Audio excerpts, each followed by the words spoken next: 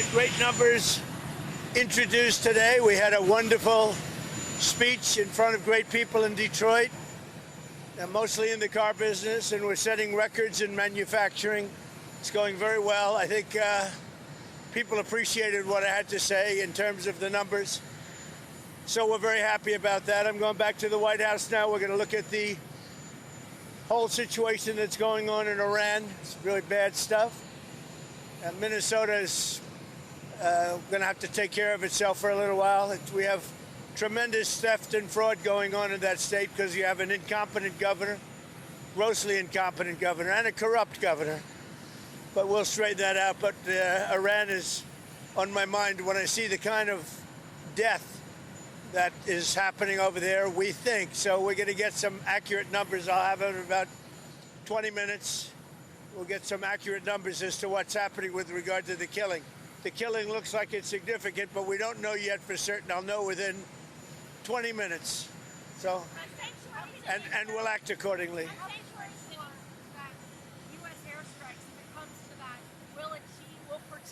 Will have the result of protecting the protesters. Well, you never know, do you? You never know. Do you think it's... So far, my track record's been excellent, but you never know. Do you think it's going to be something kinetic like that, or more like cyber? Or well, I can't tell you that. I know exactly what it would be. We have to make a decision. Sir, but I can't be. Obviously, I can't be telling you. Timeline? Yeah, timeline. Sir, Jamie Dimon said today that it's not a great idea to be chipping away at the Fed's independence. Do you think Jamie Dimon's wrong about that? Yeah, I think it's fine what I'm doing. We have a bad Fed person. He was extended by Biden, and yeah, I think he's wrong. I think it's wrong. He's done a bad job. We should have lower rates. Jamie Dimon probably wants higher rates. Maybe he makes more money that way. Jamie Dimon also was talking about the 10% credit card. The House Speaker said that it could have negative side effects if it was imposed in Congress. Are you concerned about that? Have you talked about No, I'm not. I think that people that are paying 28% interest should be protected.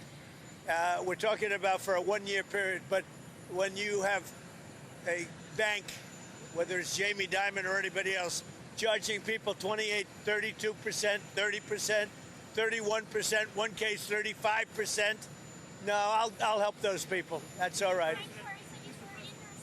It's a one-year 10%. Let the people have a break. In your speech, you said that you're going to be cutting off funding for sanctuary cities on February 1st. That's right. What kind of funding? You'll see. It'll be significant. On healthcare, is there something that you can do with insurance companies to bring down premiums like you're doing with credit cards? I'm going to meet with the insurance companies, but I want the money to go directly to the people. It's very simple. Into a healthcare savings account, but directly to the people so the people can buy their own healthcare. On Thursday will be the 6-year anniversary of you signing the Phase 1 trade deal with China, the signature on it. Would that deal open Chinese markets to U.S. goods? It protected intellectual property. Can we get back to that? Yeah, we can. We're doing very well with China. I have a great relationship with President Xi, as you obviously know. We're doing really well. We're making a lot of money with China. Can you open their markets to U.S. goods? Yeah, I think so. Yeah, I think it's going to happen. Intel? Iran says that it will retaliate in the instance of U.S. strikes against U.S. assets in the Middle East. What do you say to U.S. service members about why it's worth the risk to intervene in Iran? Yeah, Iran said that the last time I blew them up with the nuclear capability, which they don't have any longer. So Iran said that the last time. They better behave. The Intel stock is really high after you invested. Are you going to invest more in Intel? Yeah, I like it. So, well, I don't know about Intel, but I'll invest more in other things. So, as you know, Intel came to see me. They needed help. And I said, I'll help you, but I want 10% of your company to go to the United States of America. And we made, because of that deal, tens of billions of dollars. The stock went very up and very high, and we made tens of billions of dollars. They walked away and they gave us a lot of money, but they did a great deal for themselves because their stock has gone up. As soon as we went in, Apple went in, NVIDIA went in, a lot of smart people went in, they followed us. So yeah, we're doing that. We've done other of those deals.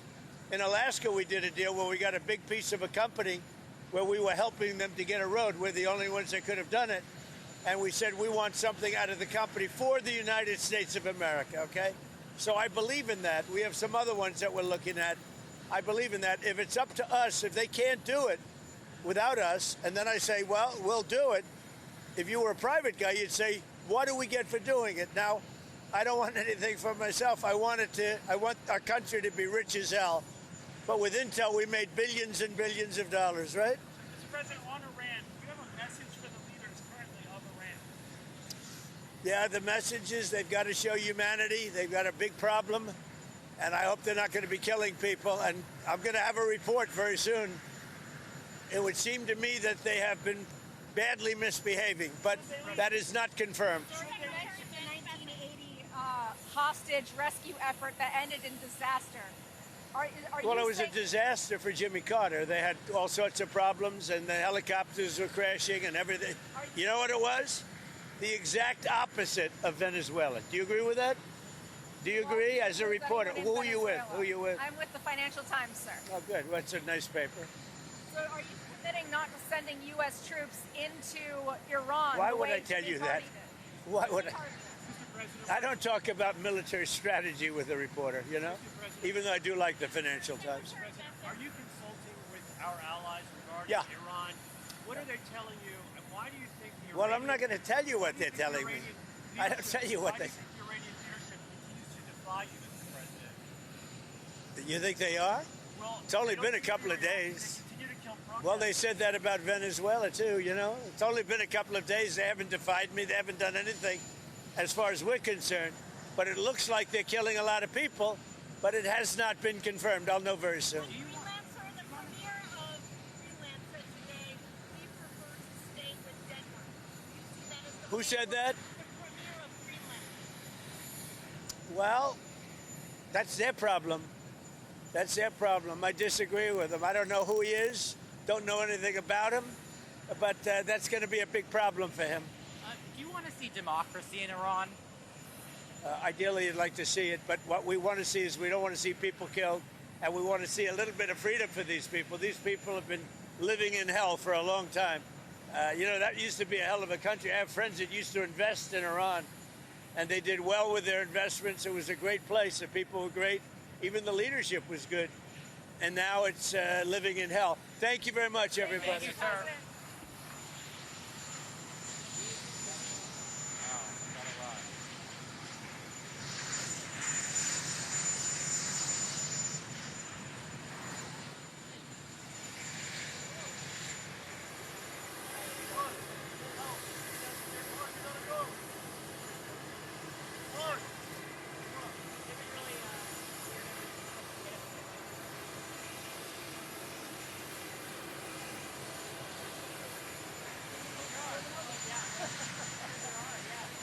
Is that what you said?